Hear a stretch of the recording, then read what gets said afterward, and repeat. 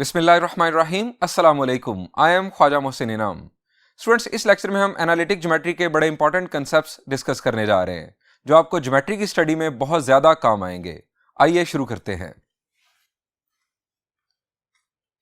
Students, हम geometry study कर रहे हों और हमें एंगल मेजर करना ना आता हो, यह कैसे हो सकता है? हम इस लेक्चर में एंगल मेजर करने की बात करेंगे किसी लाइन का। स्टूडेंट्स, लाइन के एंगल को मैथमेटिक्स में इंक्लिनेशन ऑफ अ लाइन कहा जाता है। इंक्लिनेशन ऑफ लाइन की डेफिनेशन कुछ इस तरह से है: an angle measured counter clockwise from positive x axis to a line is called inclination of a line. It is usually denoted by Greek letter alpha. Students, सवाल यह है यहां पर कि इस अल्फा की रेंज क्या होगी, यानी इसकी मिनिमम या मैक्सिमम वैल्यू क्या हो सकती है। स्टूडेंट्स, ये फर्स्ट सिचुएशन देखिए। इस वक्त आप एक लाइन देख रहे हैं, ये लाइन कहां पर है? The answer is on the x axis. Students, हमने डेफिनेशन क्या पढ़ी? Angle measured counter clockwise from positive x axis to line is called inclination of line. मेरा सवाल आपसे यह है कि इस वक्त इस लाइन का इंक्लिनेशन क्या है? जी, द आंसर इज 0 डिग्रीज, या अगर आप रेडियन सेंस में बात करें तो 0। अल्फा की वैल्यू है यहां पर 0 डिग्रीज।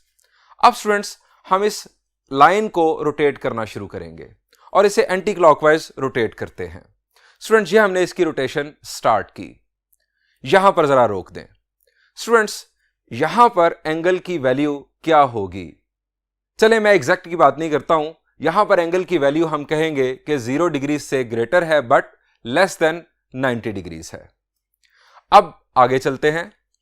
ये हम पहुंच गए वाई एक्सिस पर। यहां पर अल्फा की वैल्यू क्या हो गई? The answer is 90 degrees. ये हमने फर्दर रोटेशन स्टार्ट की।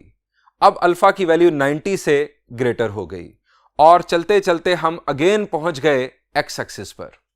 अल्फा की वैल्यू क्या हो गई?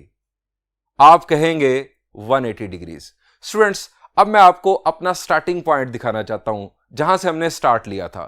यह है स्टूडेंट्स वो इमेज। यहां से हमने स्टार्ट लिया, हम यहां पर पहुंच गए रोटेशन करके। मुझे यह बताएं कि इन दोनों सिचुएशंस में कोई फर्क है? क्या कोई कह सकता है कि हमने रोटेशन की है? The answer is no. हम ये कैसे कह सकते हैं कि हमने रोटेशन की? क्योंकि लाइन के दोनों एंड्स पर एरो हेड है। हम ये नहीं कह सकते कि इस वक्त हम हाफ रोटेशन कंप्लीट कर चुके हैं। हम ये नहीं कह सकते। इन दोनों सिचुएशंस में कोई फर्क नहीं है। सो हम यहां पर भी इंक्लिनेशन की वैल्यू 0 कंसीडर करेंगे। 0 डिग्रीज भी आप कह सकते हैं और 0 भी कह सकते हैं। इसका मतलब यह हुआ कि इंक्लिनेशन का स्टार्ट है 0 डिग्रीज। इंक्लिनेशन बढ़ते बढ़ते 0 से बढ़ते बढ़ते 90 हुई। 90 से अगेन 180 की तरफ हम गए, लेकिन 180 डिग्रीज नहीं होगी। 180 जिसको आप समझ रहे हैं वो अगेन 0 कंसीडर होगा। इसके बाद अगर हम फर्दर रोटेशन करेंगे तो फिर 0 से ही आपकी स्टार्टिंग हो जाएगी, क्योंकि आपने एंगल मेजर करना है from positive x axis to line counter clockwise. तो आपकी वैल्यू जो है, यानी अगर हम कहें कि रेंज ऑफ अल्फा या रेंज ऑफ इंक्लिनेशन, वो हो गई ग्रेटर देन और equal to 0 degrees but less than 180 degrees. अगर हम रेडियन सेंस में बात करें तो ग्रेटर देन और equal to 0 but less than pi. अब स्टूडेंट्स, एक और बात यहां पर समझ लेते हैं। आपको एमसीक्यू आ जाता है, आपको सिंपल एक लाइन गिवन है और आपसे कहा जाता है कि आप इसका इंक्लिनेशन बताएं। और इंक्लिनेशन के आपको एग्जैक्ट वैल्यूज नहीं है, आपको ऑप्शंस गिवन है। आपको 0 गिवन है, आपको 0 greater than 0 but less than 90 given है, आपको 90 गिवन है, और greater than 90 but less than 180 आपको ऑप्शन गिवन है। और आपको एक लाइन दिखाकर पूछा जाता है कि इसका इंक्लिनेशन क्या होगा। तो स्टूडेंट्स, ये आप लाइन देखें, इसका इंक्लिनेशन आपके ख्याल से क्या होगा? The answer is greater than 0 but less than 90। अब ये लाइन देखिए, आप समझ गए कि इसका inclination greater than 90 but less than 180 है। अब स्टूडेंट्स, मैं आपको एक छोटी सी टिप भी दे देता हूं। आपको जब लाइन का इंक्लिनेशन जज करना हो तो आप from left to right travel करें। लाइन पर from left to right travel करें। अगर तो आप असेंड कर रहे हो, राइज कर रहे हो, तो आपका जो इंक्लिनेशन होगा वो greater than 0 but less than 90 होगा। और अगर आप डिसेंड कर रहे हो, आप नीचे की तरफ जा रहे हो, तो उस वक्त आपका inclination greater than 90 but less than 180 होगा। और अगर लाइन एग्जैक्टली आपको हॉरिजॉन्टल नजर आए तो लाइन का इंक्लिनेशन 0 कंसिडर होगा। और अगर लाइन एग्जैक्टली परपेंडिकुलर नजर आए, वर्टिकल नजर आए विद रेफरेंस टू हॉरिजॉन्टल या with reference to x axis, तो उस सूरत में इंक्लिनेशन 90 डिग्रीज कंसिडर होगा। स्टूडेंट्स, ये हमने कंसेप्ट क्लियर कर लिया इंक्लिनेशन ऑफ अ लाइन का। स्टूडेंट्स, अब आता हूं मैं अपने दूसरे कंसेप्ट की जानिब। ये इस वक्त आप देख रहे हैं एक स्केटिंग ट्रैक। इसके 5 सेगमेंट्स मैंने शो किए हैं। स्टूडेंट्स, मेरा सवाल आपसे यह है कि आपको किस किस सेगमेंट में स्लोप दिखाई दे रही है। वर्ड मैं आपको दे रहा हूं स्लोप, आपने यूज करनी है अपनी कॉमन सेंस। रियल लाइफ में आप जिस चीज को स्लोप समझते हैं वो कॉमन सेंस यूज करते हुए आप जरा ये सोच लें कि किस किस सेगमेंट में आपको स्लोप दिखाई दे रही है। The answer is segment number 2 और सेगमेंट नंबर 3। अब स्टूडेंट्स, ये जरा सेगमेंट नंबर 2 को हम अलहदा से देखते हैं। स्टूडेंट्स, आपके ख्याल से इसमें स्लोप मौजूद है। स्टूडेंट्स, मैं इस जो लाइन सेगमेंट है इसके 2 कंपोनेंट्स ड्रॉ कर रहा हूं। एक को हम कहते हैं वर्टिकल कंपोनेंट और दूसरे को हम कहते हैं हॉरिजॉन्टल कंपोनेंट। स्टूडेंट्स, अगर मैं हॉरिजॉन्टल कंपोनेंट को फिक्स रखूं और वर्टिकल कंपोनेंट को मैं इंक्रीज करूं कुछ इस तरह से, तो स्लोप बढ़ रही है या कम हो रही है? द आंसर इज स्लोप बढ़ रही है। अगर मैं वर्टिकल कंपोनेंट को फिक्स रखूं और हॉरिजॉन्टल कंपोनेंट को इंक्रीज करना शुरू कर दूं, तो स्लोप बढ़ेगी या कम होगी? द आंसर इज कम होगी।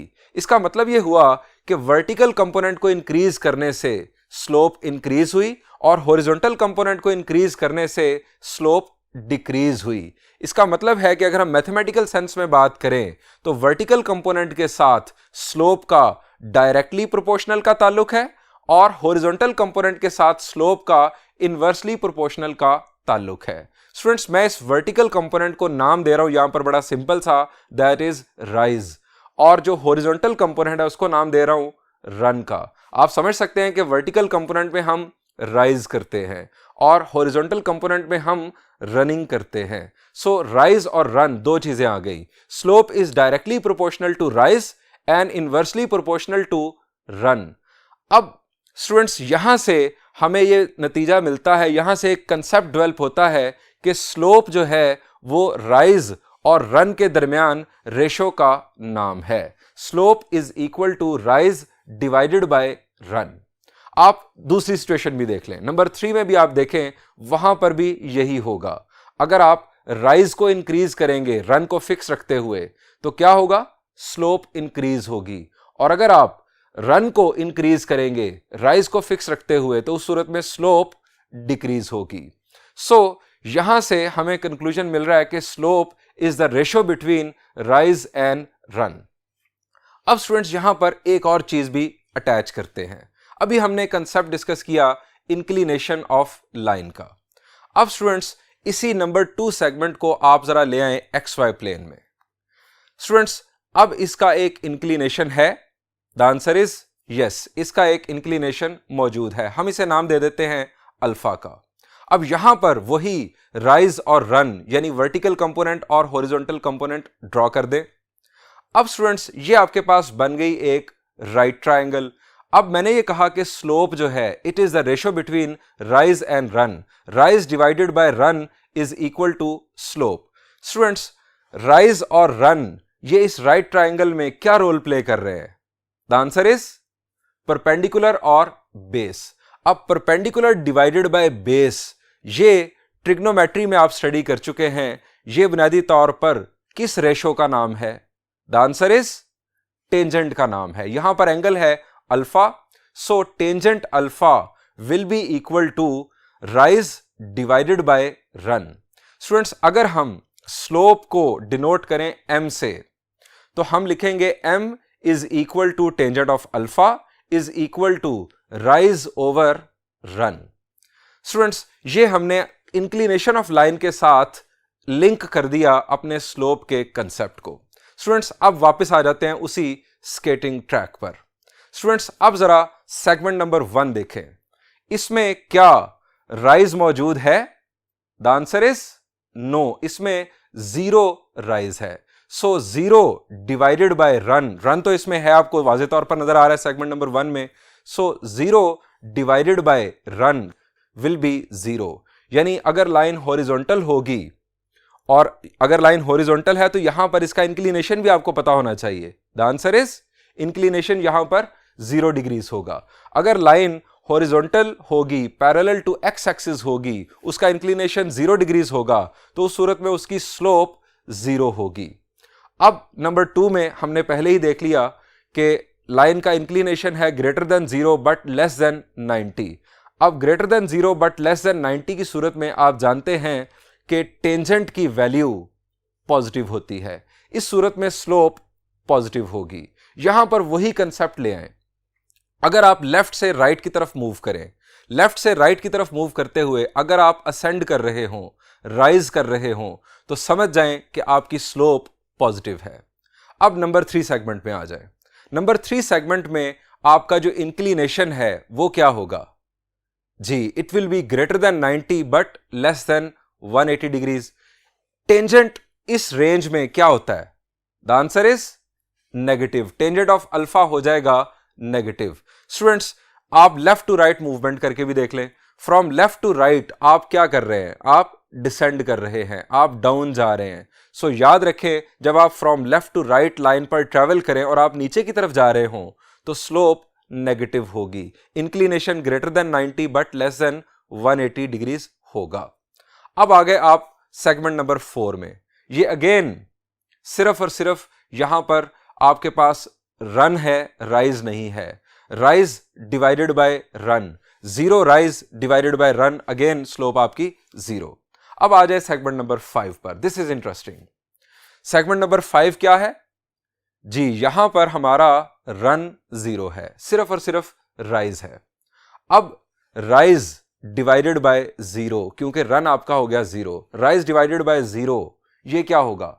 The answer is undefined. So अगर एक लाइन परपेंडिकुलर हो टू एक्स एक्सिस या वर्टिकल हो, तो उस सूरत में हम ये कहते हैं कि उस लाइन का स्लोप अनडिफाइंड होगा। पैरेलल टू वाई एक्सिस हो या परपेंडिकुलर टू एक्स एक्सिस हो, हम कहेंगे कि उस लाइन का स्लोप अनडिफाइंड होगा। अगर एक लाइन में सिर्फ और सिर्फ राइज होगा, रन 0 होगा, तो उसका स्लोप अनडिफाइंड होगा। अब स्टूडेंट्स याद रखने के लिए मैं आपको एक छोटा सा ये एक जो छोटी सी वीडियो इनफैक्ट है आपके लिए बड़ी मजे की, ये देख लें, आपको ये स्लोप का जो कंसेप्ट है ये याद रहेगा।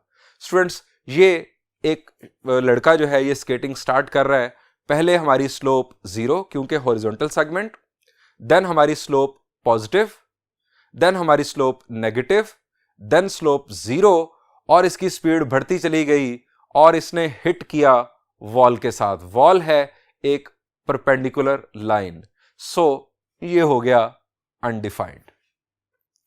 स्टूडेंट्स ये हमने अपनी डिस्कशन मुकम्मल की इंक्लिनेशन ऑफ लाइन की और स्लोप ऑफ लाइन की। अब स्टूडेंट्स अभी तक हमने बहुत ज्यादा मैथमेटिकल बातें नहीं की। हमें एक फार्मूला चाहिए कि जो हमें हेल्प करे स्लोप ऑफ लाइन या इंक्लिनेशन ऑफ लाइन कैलकुलेट करने में। अब किस तरह से हेल्प करे? फर्ज करें कि हमें 2 पॉइंट्स के कोऑर्डिनेट्स गिवन हैं। अब उन 2 पॉइंट्स को ज्वाइन करने से एक बनता है लाइन सेगमेंट। हमें उस लाइन सेगमेंट का इंक्लिनेशन और स्लोप अगर कैलकुलेट करने के लिए कहा जाए तो उन कोऑर्डिनेट्स की बेस पर हम किस तरह से ये कैलकुलेशन परफॉर्म करेंगे, आइए इसके लिए फार्मूला ड्राइव करते हैं।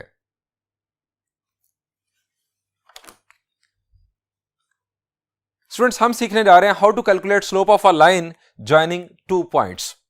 If a non vertical and non horizontal line L, यहां पर नॉन वर्टिकल और नॉन हॉरिजॉन्टल का जिक्र क्यों किया गया? स्टूडेंट्स अभी हमने कंसेप्ट सीखते हुए स्लोप का बात की कि अगर एक लाइन वर्टिकल हो, पैरेलल टू वाई एक्सिस हो, परपेंडिकुलर टू एक्स एक्सिस हो, तो उसकी स्लोप अनडिफाइन होती है, और अगर लाइन हॉरिजॉन्टल हो तो उसकी स्लोप 0 होती है। इन 2 बातों के अलावा हमें स्लोप कैलकुलेट करने की जरूरत पड़ती है, यानी लाइन अगर नॉन वर्टिकल हो और नॉन हॉरिजॉन्टल हो, हम ऐसी लाइन को स्लांट लाइन का नाम भी देते हैं। हमें स्लांट लाइन की स्लोप कैलकुलेट करनी है, line L passes through 2 points P and Q. Then the slope और gradient m of L is given by. अब यहां पर एक और वर्ड मैंने यूज किया स्लोप के बाद ग्रेडियंट का। स्लोप को ग्रेडियंट का नाम भी दिया जाता है, यह भी आपको याद रखना है। स्लोप और ग्रेडियंट को आमतौर पर m से डिनोट किया जाता है और इसके लिए फॉर्मूला क्या है, हमने अभी डिस्कस किया था कि स्लोप इक्वल होती है टेंजेंट ऑफ अल्फा के, यानी टेंजेंट ऑफ द इंक्लिनेशन के इक्वल होती है स्लोप। और हमने कंसेप्ट भी डिस्कस किया कि स्लोप बुनियादी तौर पर राइज और रन के दरमियान रेशो होती है। Slope is ratio between rise and run. अब ये बुनियादी तौर पर y2 माइनस y1 ये राइज है और x2 माइनस x1 ये रन है। हमें साबित करना है कि स्लोप हमारी राइज ओवर रन के इक्वल इस सेंस में है, यानी इन कोऑर्डिनेट्स की सेंस में है। आप दूसरी तरफ देखें तो यहां पर y1 माइनस y2 और नीचे x1 माइनस x2। अगर पहले 2 है तो तब भी सही है और अगर पहले 1 है तब भी यह फॉर्मूला दुरुस्त है। आइए स्टूडेंट्स इसका प्रूफ देखते हैं। स्टूडेंट्स ये आप देख रहे हैं इस वक्त एक लाइन L, इसका इंक्लिनेशन अल्फा और ये दो डिस्टिंक्ट पॉइंट्स को ज्वाइन कर रही है, point P and point Q। Students slant line के दो केसेस हो सकते हैं। एक केस तो ये हो सकता है कि alpha greater than 0 but less than 90, और दूसरा केस ये हो सकता है कि alpha greater than 90 but less than 180। Students ये केस कौन सा है? यहां पर अल्फा की वैल्यू क्या है जी? फ्रॉम लेफ्ट टू राइट आप राइज कर रहे हैं, सो यहां पर अल्फा की value greater than 0 but less than 90 होगी। सो ये है हमारा case 1, alpha greater than 0 but less than π/2। आप इसे 0 डिग्रीज और 90 डिग्रीज भी लिख सकते हैं। यह है हमारा केस 1। स्टूडेंट्स हमें इस लाइन की slope with the help of these 2 points calculate करनी है। स्टूडेंट्स हमने स्लोप का कंसेप्ट डिस्कस किया कि slope is the ratio between rise and run. हमें यहां पर राइज और रन बनाना है। मुझे अगर पॉइंट P से Q की तरफ जाना है रन और राइज से, तो हम क्या करेंगे? हम रनिंग करेंगे। रनिंग आप जानते हैं कि हमारी हॉरिजॉन्टल होती है। मैंने पॉइंट P से Q पर जाना है और फिर हम राइज करेंगे और ये है हमारा राइज करने वाला लाइन सेगमेंट। अब यहां पर स्टूडेंट्स हमारे पास एक पॉइंट है, that point is called point R। हम उसका नाम रख लेते हैं R। अब मेरा सवाल आपसे यह है कि इस पॉइंट के कोऑर्डिनेट्स क्या होंगे? शाबाश, ये हम कई दफा पहले भी डिस्कस कर चुके। ये पॉइंट हॉरिजॉन्टली राइटवर्ड है P के, सेम लेवल पर है जिस लेवल पर P है, सेम हॉरिजॉन्टल लेवल पर।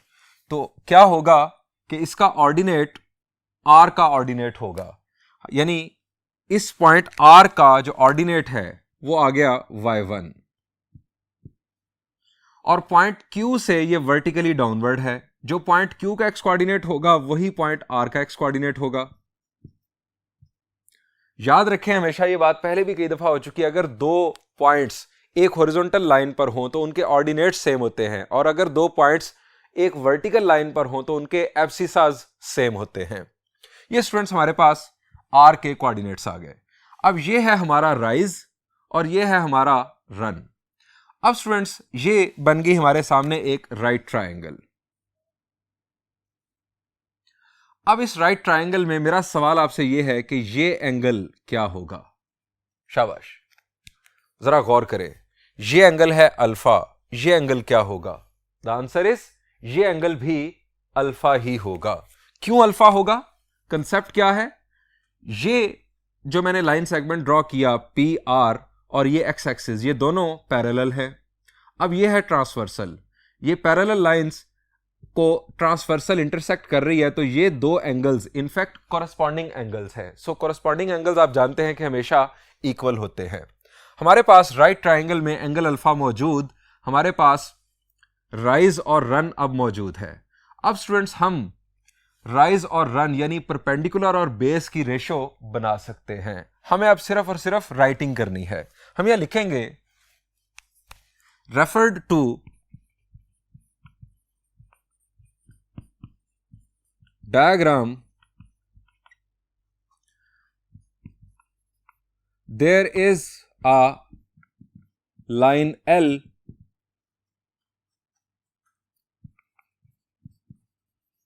making inclination alpha and passing through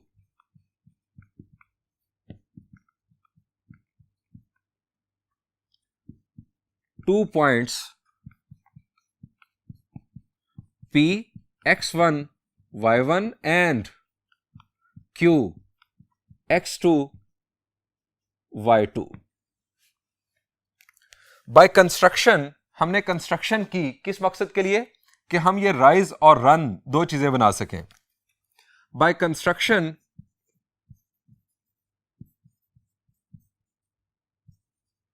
we have a point R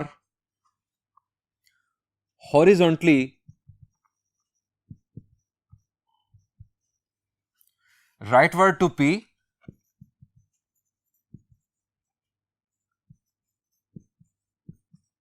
and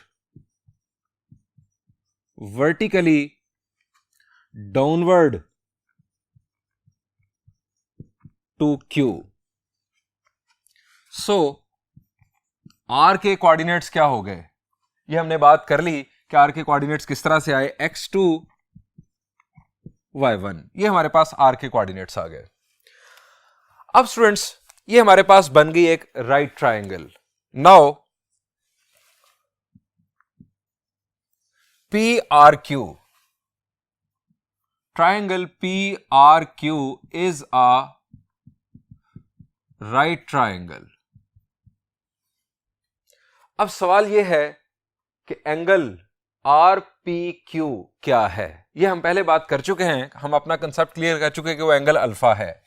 hair angle RPQ is equal to alpha. Reason,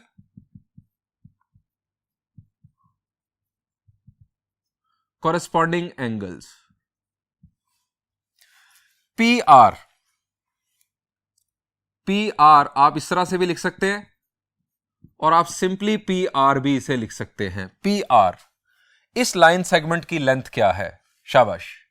PR line segment की length हमारे पास, आप जानते हैं कि इनके ऑर्डिनेट सेम हैं और एब्सिसास का डिफरेंस हमारे पास इसकी लेंथ होगी। x2 चूंकि बिगर है, मैं उसमें से x1 सब्ट्रैक्ट करूंगा तो हमें एब्सोल्यूट की जरूरत नहीं होगी। x2 माइनस x1 ये हमारे पास इनफैक्ट पॉजिटिव वैल्यू आएगी। दूसरी तरफ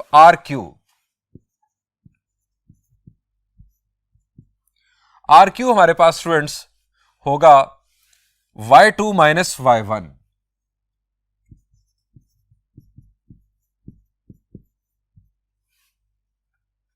अब स्टूडेंट्स आप जानते हैं कि राइट ट्रायंगल में ट्रिग्नोमेट्रिक रेशियो जो टेंजेंट है वो किसके इक्वल होती है। The answer is perpendicular over base. Now tangent alpha is equal to RQ over PR। Tangent alpha is equal to RQ हमारे पास क्या है, y2 minus y1 over x2 minus x1 हमारे पास PR की वैल्यू। स्टूडेंट्स ये हमारे पास आ गया tangent of alpha, और tangent of alpha बुनियादी तौर पर क्या है, ये हमारी स्लोप को रिप्रेजेंट करता है। हेंस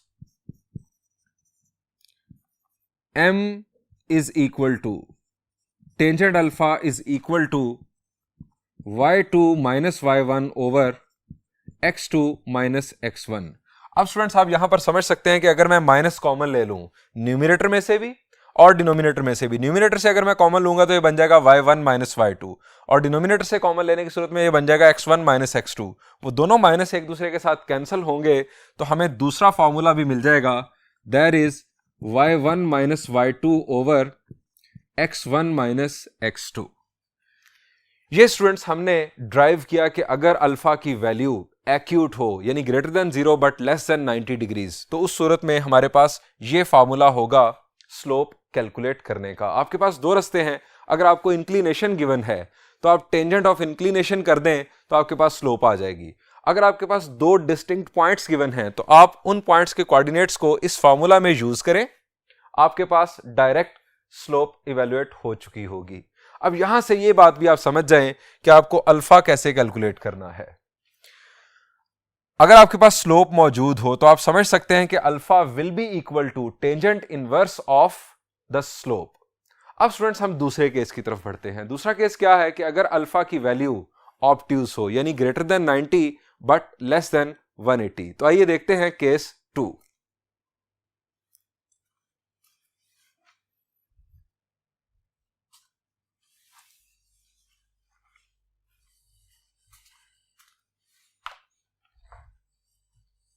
स्टूडेंट्स हमारा केस 2, अगर अल्फा की वैल्यू ऑब्ट्यूज हो यानी greater than 90 but less than 180 degrees, तो हम केस 2 लिखते हैं अल्फा की value greater than pi by 2 but less than pi, या हम इस तरह से भी लिख सकते हैं greater than 90 degrees but less than 180 degrees. ये स्टूडेंट्स आप इस वक्त देख रहे हैं अल्फा की value greater than 90 but less than 180। Line L, point P और क्यू बिल्कुल उसी तरह मौजूद जिस तरह हमने केस 1 में देखे। स्टूडेंट्स यहां पर भी हम उसी तरह से कंस्ट्रक्शन करेंगे, हम राइज और रन बनाएंगे। हम एक पॉइंट चूज करेंगे जो वर्टिकली डाउनवर्ड होगा क्यू से और हॉरिजॉन्टली लेफ्टवर्ड होगा यहां पर पी से। इस पॉइंट को हम नाम दे देते हैं अगेन आर का। अब मेरा सवाल अगेन आपसे वही कि आर के कोऑर्डिनेट्स क्या होंगे। क्यू और आर वर्टिकली एक ही लाइन पर हैं, सो इनके एब्सिसा सेम होंगे। x2 इसका एब्सिसा और आर और पी चूंकि हॉरिजॉन्टली एक ही लेवल पर हैं, सो इनके ऑर्डिनेट सेम होंगे y1। ये स्टूडेंट्स हमारे पास आर की वैल्यू आ गई। ये है हमारे पास राइट एंगल, ये हमारे पास एक राइट ट्राइंगल बन गई आर पी क्यू। अब स्टूडेंट्स मेरा सवाल आपसे यह है कि ये एंगल क्या होगा। शाबाश, लास्ट टाइम तो ये एंगल अल्फा था, क्या इस दफा अल्फा है? द आंसर इज नो, ये एंगल अल्फा नहीं है। स्टूडेंट्स ये एंगल है क्या? शाबाश जी, ये एंगल इस दफा किस एंगल के कॉरेस्पॉन्डिंग बन रहा है? ये हमारे पास दो पैरेलल लाइंस, एक लाइन और ये एक्स एक्सिस दूसरी पैरेलल लाइन। ये एंगल किसके कॉरेस्पॉन्डिंग है? द आंसर इज ये एंगल इस एंगल के कॉरेस्पॉन्डिंग है, इस एंगल के। ये दो एंगल्स कॉरेस्पॉन्डिंग एंगल्स हैं, ये दोनों एंगल्स सेम हैं। अब सवाल ये है कि ये एंगल क्या है? शाबाश, अगर ये एंगल अल्फा है तो ये एंगल क्या होगा? The answer is pi minus alpha या 180 डिग्रीज माइनस अल्फा। चूंकि ये दो angles angle on straight line है, एंगल ऑन स्ट्रेट लाइन जो होते हैं उनका सम 180 डिग्रीज होता है। ये एंगल अगर अल्फा है तो ये होगा पाई माइनस अल्फा, सो ये एंगल भी हमारे पास होगा पाई माइनस अल्फा। स्टूडेंट्स हमारे पास परपेंडिकुलर मौजूद, हमारे पास बेस मौजूद, परपेंडिकुलर और बेस यानी राइज और रन रेशो हम बना सकते हैं बिल्कुल केस 1 की तरह। सो वर्किंग स्टार्ट करते हैं। हम यहां लिखेंगे referred to diagram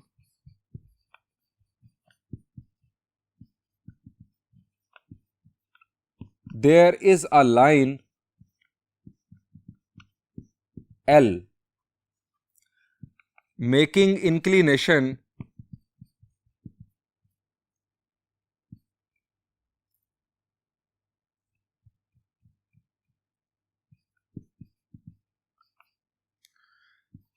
alpha and passing through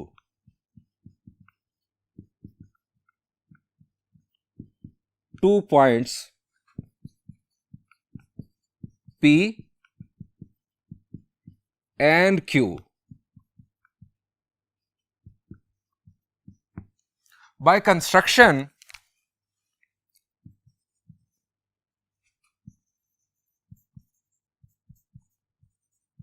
we have a point R vertically downward to Q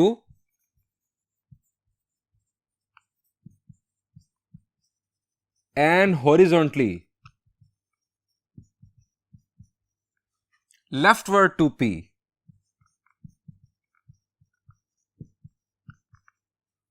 This is P. So R के कोऑर्डिनेट्स हमारे पास हैं x2 y1. अब स्टूडेंट्स ये हमारे पास बन गई है right triangle. Here triangle RPQ is a right triangle. अब राइट ट्राइंगल में हमारे पास एंगल RPQ, एंगल RPQ हमने डिस्कस कर लिया कि यह है हमारे पास पाई माइनस अल्फा. PR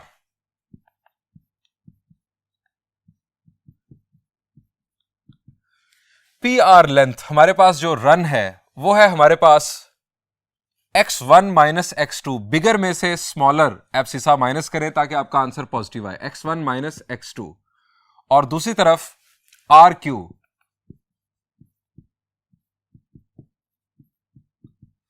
वो है y2 माइनस y1. अब स्टूडेंट्स हमारे पास परपेंडिकुलर और बेस मौजूद, हमारे पास अल्फा की इनफैक्ट इंक्लिनेशन की वैल्यू इंक्लिनेशन नहीं, हमारे पास इस दफा ये जो एंगल है this is not inclination, this is pi minus alpha. हमारे पास राइट ट्राइंगल का एंगल मौजूद. सो हम रेशियो डेवलप कर सकते हैं. So tangent of this angle यानी pi minus alpha is equal to perpendicular y2 minus y1 over x1 minus x2. Students आप सोच रहे होंगे कि लास्ट टाइम तो यहां पर अगर y2 था तो यहां पर x2 था, तो ये तो लगता है गड़बड़ हो गई, हमारा फॉर्मूला ड्राइव नहीं हो रहा. तो स्टूडेंट्स यहां पर भी अभी टेंजेंट ऑफ अल्फा नहीं आया. अब सवाल यह है कि tangent of pi minus alpha किसके इक्वल होगा? अलाइड एंगल्स का कंसेप्ट, ये पाई बाय 2 का इवन मल्टीपल है. अगर इवन मल्टीपल है तो टेंजेंट ही रहेगा. अब पाई माइनस अल्फा क्वाड्रेंट हमारे पास बनता है सेकंड. अब सेकंड क्वाड्रेंट में टेंजेंट नेगेटिव होता है. सो tangent of pi minus alpha हमारे पास होगा नेगेटिव ऑफ टेंजेंट अल्फा. यहां पर आ गया y2 minus y1 over x1 minus x2. अब ये स्टूडेंट्स हमने नेगेटिव कैंसिल करना है. अब नेगेटिव कैंसिल करना है तो इस साइड पर हम अपनी एक सिमेट्री बना लेते हैं. सिमेट्री हमें क्या रिक्वायर्ड है? या तो यहां पर y1 आ जाए या यहां पर x2 आ जाए. हम या न्यूमिनेटर या डिनोमिनेटर किसी एक में से माइनस कॉमन ले लेते हैं. माइनस टेंजेंट अल्फा, माइनस मैंने कॉमन लिया न्यूमिनेटर में से, यह आ गया y1 minus y2 over x1 minus x2. अब ये माइनस इस माइनस के साथ कैंसिल, हम लिखेंगे hence m is equal to tangent of alpha यानी स्लोप या gradient is equal to tangent of the inclination, and this will be further equal to y1 minus y2 divided by x1 minus x2. और अगर आप दोनों में से minus common ले लें तो हमारे पास बन जाएगा y2 minus y1 over x2 minus x1. Proved. ये स्टूडेंट्स हमने दोनों केसेस में देख लिया, स्लांट लाइन की सूरत में दोनों केसेस में, कि अगर स्लांट लाइन का इंक्लिनेशन एक्यूट हो या स्लांट लाइन का इंक्लिनेशन ऑब्ट्यूज हो, तो दोनों सूरतों में हमारे पास स्लोप या ग्रेडियंट कैलकुलेट करने का फॉर्मूला यही होगा. यानी एक ही फॉर्मूला है जो दोनों सूरतों में हमने ड्राइव करके देख लिया.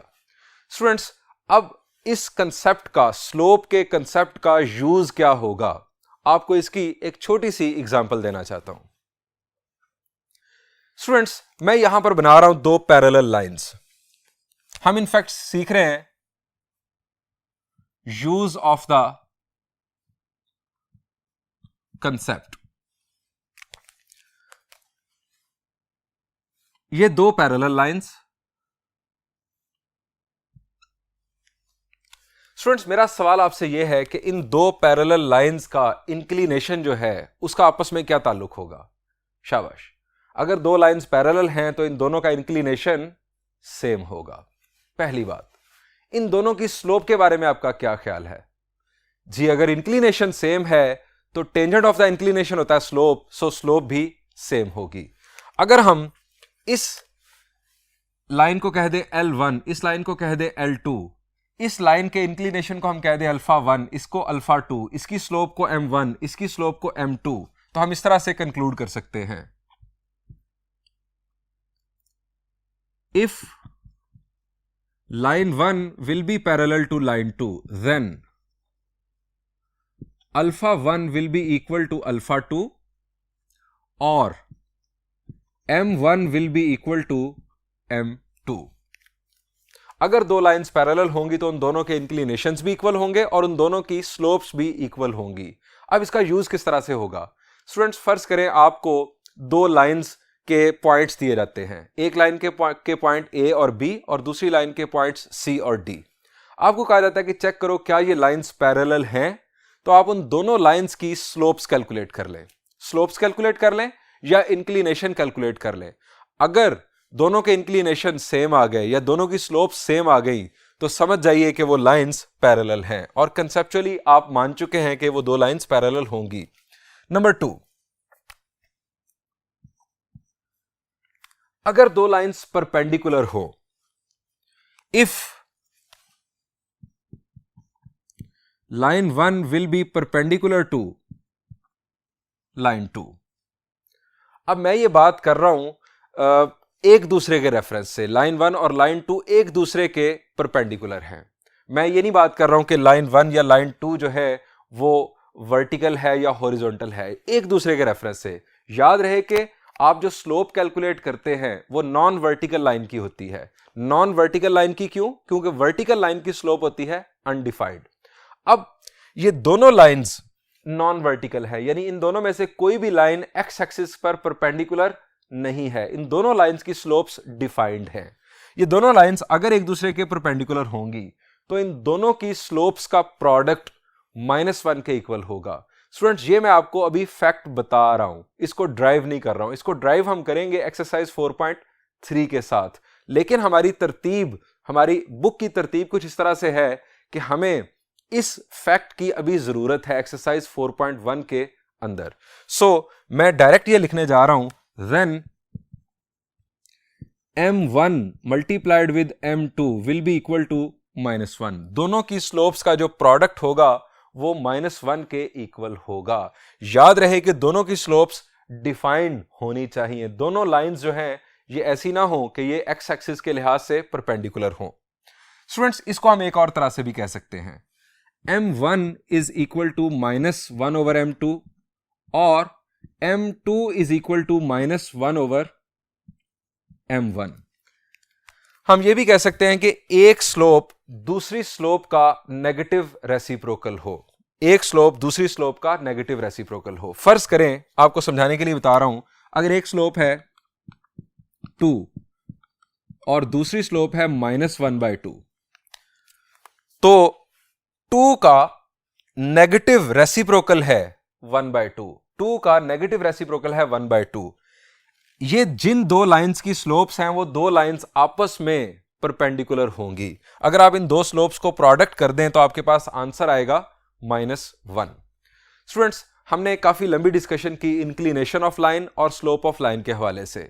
इसके कंसेप्ट्स को अच्छी तरह याद कीजिएगा, खासतौर पर वो पॉइंट्स जो मैंने आपको शुरू में बताए थे कि अगर आपका इंक्लिनेशन 0 हो तो स्लोप 0 होगी, अगर इंक्लिनेशन एक्यूट हो तो स्लोप पॉजिटिव होगी, अगर इंक्लिनेशन 90 डिग्रीज हो तो स्लोप अनडिफाइंड होगी, और अगर इंक्लिनेशन ऑब्ट्यूज हो तो स्लोप नेगेटिव होगी। ये स्टूडेंट्स आपके काम आएंगे एमसीक्यूज के अंदर। इसके अलावा मैंने आपको कुछ यूजेज भी बता दिया इसका, स्लोप और इंक्लिनेशन के कंसेप्ट का। यहां पर इस लेक्चर को एंड करते हैं। इंशाल्लाह नेक्स्ट लेक्चर में हम कुछ प्रॉब्लम्स डिस्कस करेंगे। Thank you and Allah Hafiz.